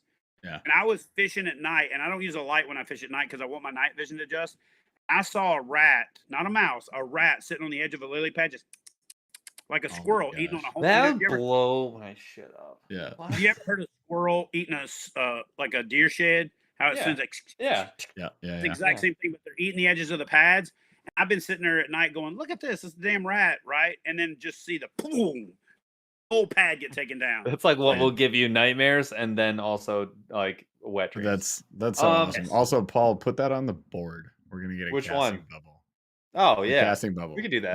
Let's go do that. I mean, we got the fly lures. No. Those are always gonna work. Chaz. All right, Stop. so we did have a question coming. Fishing with Gramps asked a really good question. Yeah. He wanted to know what was the longest fish caught on record in a KBF tournament. All right, so this is there's two parts to this question. The biggest fish we ever had caught got DQ'd. Oh, what? I would cry. I'm gonna tell you the story real fast. Power I'm gonna tears. tell you the angler's name. Angler had lost a bunch of weight over the course of like a year. Had gotten a couple sponsors. Catches this giant fish. In the process of catching that giant fish, takes his PFD off. He wants to show off how proud he is of his weight loss. And he wants to get his sponsor logo in the front of the fish. Holds the fish up like this, takes a bunch of pictures. Submits the photo, gets approved, blah, blah, blah. Post all those other pictures on social media. One of the anglers said, "Hey, doesn't this guy have to have his PFD on from the time he catches the fish to the time he releases it?" And we had our hands tied. So the biggest fish ever caught got DQ'd. But we've had two 26 3/4 that were caught, submitted, and entered. And we've had 5 26s, over 26, but less than 26 3/4. And I think we've had 81 or 82 25 inches. So Jesus. the biggest on file right now is 26 3/4, and we have 2 of them. We have a bunch of 26s, or not a bunch, but like 8 total. Yeah. Relatively more. So 6, with 2 being 26 3/4. We would have had a 27 1/4. Oh Can my! you- I would feel that. I feel that now. Like The that pit hurts of my me stomach. now. So imagine being the Jeez. guy that's got to make the phone call. "Hey man, I Yeah. got some bad news." Hey, nice bass, but Oh God. Hey, here's the good No. news. Good news is you still caught a giant bass. Yeah, I mean, and you looked great doing it, and your sponsors Yeah. are happy. Hey, the jersey looked good on you, bro. But yeah, that was an unfortunate deal. that's brutal. Ouch. Yeah, that's and my personal biggest is that one that I know the 100% know the length is 27 1/2, which is that 13 pounder. Yeah. The Mossy Oak video. And then I do have one that I thought was bigger, but I never got a measurement on it, so I can't claim it. Gotcha. I think I've got in my life, I've got 4 over 26. Lots of Wow. big ones. But again, man, I'll be straight with you. Like, a lot of people don't know this, and I don't advertise it because I dated a girl in the Navy who burnt up a bunch of my pictures. She cheated on me, and then she burned up my pictures. Go figure that. But I've caught 139 bass over 10 pounds. I caught most of them in like the first 8 or 9 years of kayak fishing. And most of the places that I used to have as go-to 10-pound places, I go there now and there's 30 freaking kayak anglers there. And it just is, it's harder. You know what I'm saying? Yeah, It's harder. So I know a lot of people get demoralized when they're out there searching for that fish. And I've told these stories before, and people go, "You got to be, you got to be bullshitting or whatever." And I'm like, I couldn't start now and probably catch that many again before my life was over. but I did have a really good run. I mean, I had several multiple 10-pound fish days, which is who the hell does that, right? But I had that Not happen. me. Not me. That's nuts. Wow. I've Especially had with that like happen. the COVID after effects, where a lot of people just want to go outdoors, so Well, they would get yeah, like but fishing license. And Those you were the buy craziest stuff, 2 years of my life. but I they'll Just think like make though- it fighting people. because Tech- like they really didn't have any idea what they were doing, so they would Sure. somewhat hook bass in that, but wouldn't pull them in. So the bass became more skittish to whatever random lure that they were throwing. Sure. Yeah, There's I think, dude, I there's a think lot of factors. technology is like huge though, because like, you know, as a hunter, like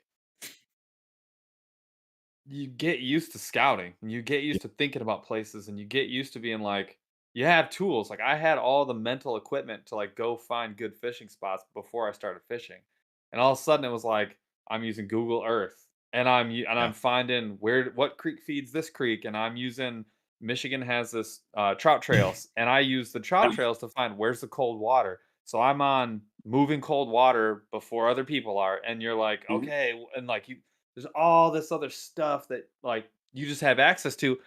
Whereas like if I didn't know all that and didn't have all that technology to be like, oh, I'm gonna go find like this spot, that spot, that spot, that spot, and like what's the depth here and where's the boat launch and all this, and like is that private or public? I don't know.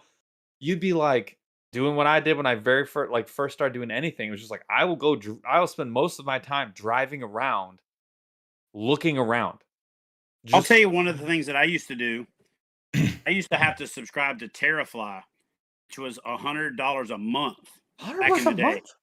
Yeah, and that was like in the 90s. Holy And shit! that was before Google Earth. So you basically got arrow, Yeah. arrow photos and stuff. Yep. But what I used to do before that is no crap. I would drive around, find these spots, like you said. I used to look for heron up in trees. If I saw a heron in a tree, I knew it was over water. And I'm like, where's the water at over there? Oh I'd get yeah. out, walk through the woods, and I'd figure out where it's at. I would have to go to the courthouse and look up the plat, find out who owns it, and then send them a letter, like an old Yes. school, like, hey, Yep. Mr. Smith, I found your lake. I was wondering if I could cross you. And then I started finding all these public lakes Yep. were like borrow pits for the highways, and they were in right of ways, but nobody knew they were public. Exactly. I mean, for 10 years, man, I lived in this bubble. Nobody was really kayak fishing, and I was getting access to all these cool ass places that nobody else had access to. And I was dragging kayaks in there half a mile, whatever, to get into these fishing spots and had it to myself. You know what I'm I've saying? been telling Jeff I found a hidden gem lake just like that. The name of it is written right there, and it's been there for a year and a half, and we still haven't gone. It's over a mile walk in. Why haven't and we there's gone? You and just keep there's no- taking me to these dead lakes and there's catching no zero and there's fish. no launch, but it's all private land on one side. 2/3 of that private land is a company. There's one house that does look abandoned, but there is a launch on it. But like no one ever fishes that lake. And then the other side of it, it's good turkey hunting property, and there's deer stands every 15 feet. But I guarantee you, no one has fished that lake. There's Let's no go do it. shore at all. You're going in with chest waiter, like duck hunting chest waders, and you're gonna have to somersault your way into that lake. But I'm really interested to take an ultralight out there and see what kind of panfish are living in there. I'll bet you there's some We'll take freaking the skinny giant yaks. panfish. The first episode of my TV show, the pilot, Uh-huh. we dragged the kayaks through the woods 200 yards into a canal, paddle 3/4 of a mile, drag over a berm into another ditch, paddle another half mile, and it opens up into this like flooded pasture in the middle of nowhere. And Nice. it was like our own private little fishing Narnia. Oh Well, god. Yeah. The city found out, kept seeing our trucks being parked there, and they're like, "Oh, there should be a paddling trail back there." And they built a paddling trail to go right to it. Oh yeah, totally. Leave it totally leave it killed alone. Leave it Like, to the there's good so many- guys. There's so many places that I used to catch monster fish. Yeah. Now, like one thing that kind of killed it is Onyx Hunt and Far Wide and apps like that. Onyx is brutal. I have it. I'll be the first to admit it. No, but I do think it's funny. Speaking of hunting, I'm a hunter myself and pretty much only bow hunt. I think it's funny. I literally saw an angler who is a full-blown pro who was crapping all over Active Target for all of these things, but yet in the off season he's a hunter. Then I was looking at his Instagram and he's got cellular cameras. I'm like, you freaking hypocrite. You can't talk all this shit about Active Target and talk about how it's killing everything. And you're sitting on your ass in your house looking at game cameras Scouting. on a cell phone, scouting, and then target, and then basically doing YouTube videos crapping on Active Target. It's like, pick your position. If you don't really believe in The technology, logic does not add up. shut Here up. for the views, baby. Oh, Shut man. up. Well, no, that's just a very poor take. It's That's a poor take. That's not ideal. All right, so let's do this. This has been an absolute blast, by the way, Chad. I have one fun. There's one fun question I want to wrap this up with, and we'll kill the live for tonight. Thank you guys for hanging out for the extra time. Hopefully the rat tips were helpful. Hopefully everything else that we talked about today was helpful for you. And of course, be back next Wednesday when we go live again. We do have a guest next week, I believe. Is it Ben? It is Ben Nowak. It's Ben Nowak. Oh, no. Next no, week is no. Debo's. Then it's Ben Nowak. It's- So it's Debo's fishing next week. Debo's fishing is on next week, so you guys are going to want to tune in for that one. That'll be a blast too. And then we got Ben Nowak after that, talking mad drop shot stuff, I'm sure. So here's the last. Oh yeah, and we do have a members only live. Thank you, Chaz, for that. Do we have to change that? Because it's like the night before. We got to talk about that. Yeah, well, let's leave it for this month and see how we feel. So members only live. If you guys are a member with us, Snorlax crew and Shark Deucers, you guys get to go on this. If you're not, upgrade. And that will be Tuesday 18th. Is that right, 17th. Chaz? Tuesday the 18th of October. We'll be live same time, same place, different day. So Tuesday the 18th, 8 p.m. Eastern. Be there, be square. Yes. And we'll bring you guys out onto Discord on video. We do the whole Burley Bunch kind of thing, the Brady Bunch thing, right? It's a blast. Snorlax can come on, right? So we'll do that anyway. So here's the last fun question to carry us out, right? And this is from our guy, the aggressively average to burly hype man, and he asks, "What's the most gimmicky bait that you've caught a decent fish on?"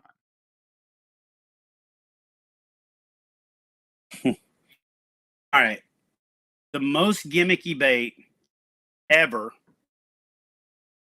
in its second life, right, was the Banjo Minnow.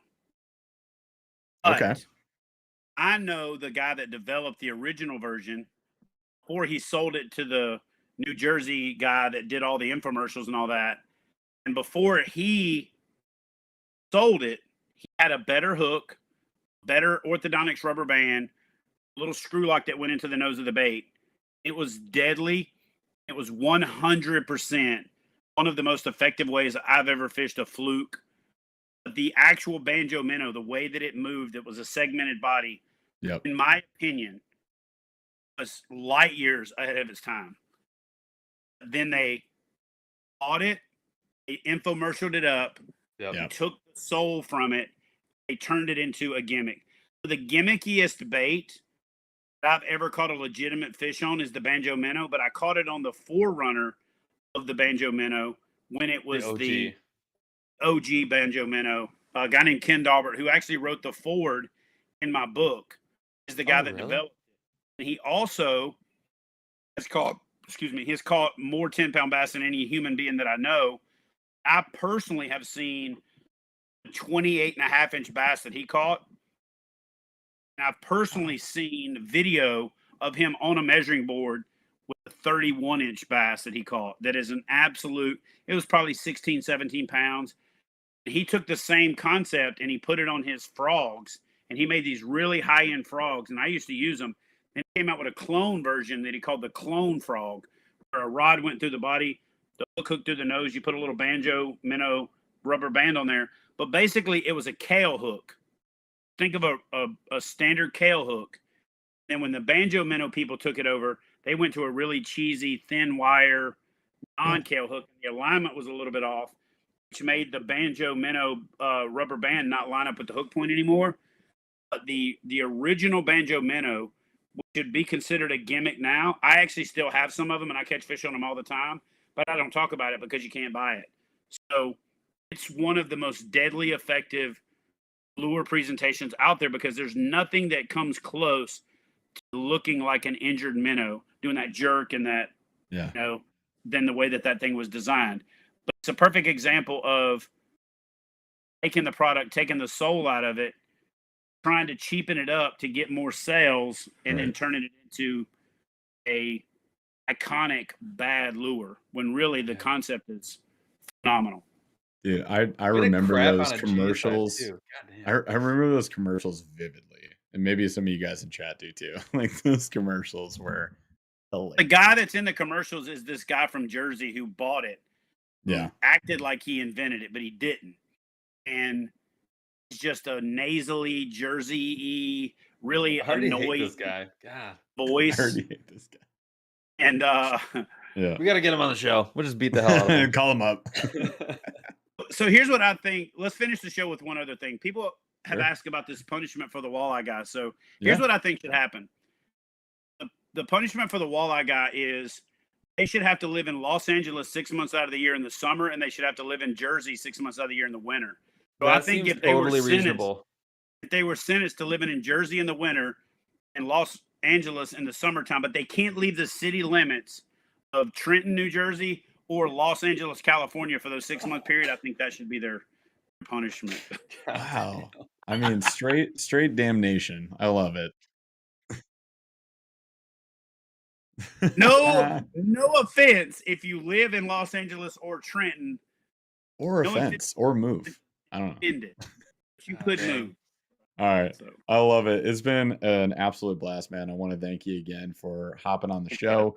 As always, you guys should already be following Chad. If you follow us, you probably follow Chad. Like, I'd be surprised if you didn't. And if you aren't, then go follow this guy like right now and watch all the cool stuff that he's got going on. And especially if you're getting into kayaks or you got one and you want to do some new stuff, you want to learn about it. There's so much to know about it that we couldn't even come close to covering even in an hour and 40 minutes today.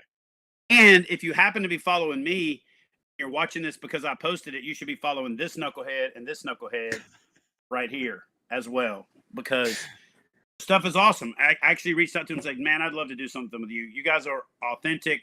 I've been watching you guys. I literally picked two people. Well, I picked two entities, you guys as one, because you're like, joined at the hip. We are one. Yeah. And then I called Darren from Window Fishing because I really love the fact that dude's just legit. He doesn't pull any punches. Yeah.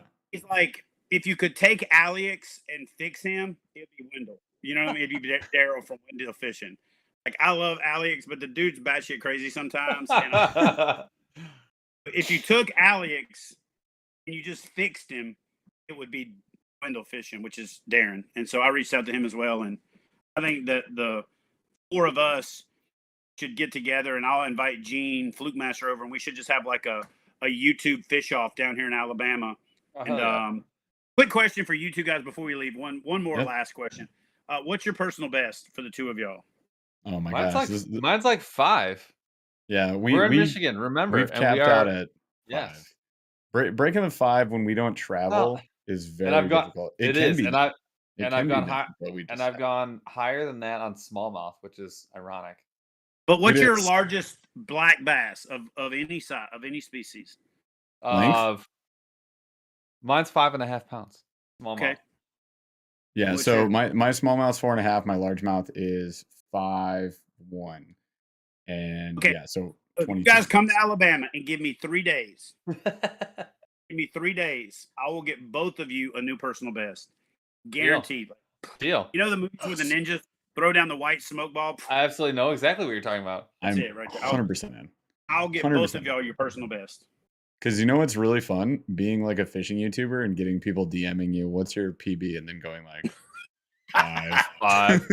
Bro, I got you, bro. We go out. We might catch more than one personal best on one cast with an Alabama rig about a month and a half. Yes, we are 100% in. So you guys stay tuned for that video. And yeah, really appreciate you, man. Thanks for reaching out in the first place. And hopefully, yeah, we can get some collaborative content going. It's gonna be a blast. But that's all we got Thank for you guys for tonight. being authentic. That's why I reached out. Thank y'all for being So, authentic. we just want to be guys being dudes, you know. That's like our goal, right, Paul? That's all we got for you guys tonight.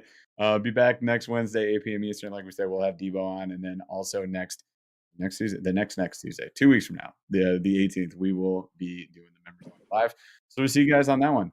Chaz, take us out of here. Thank y'all, man. Yeah. Took a swing at a wrecking ball and I prayed for my downfall and I found a way to reconcile, 'cause in my heart it's not worthwhile. It's a bloody battlefield where sun go down, others heal. In the end it's all the same. All you can do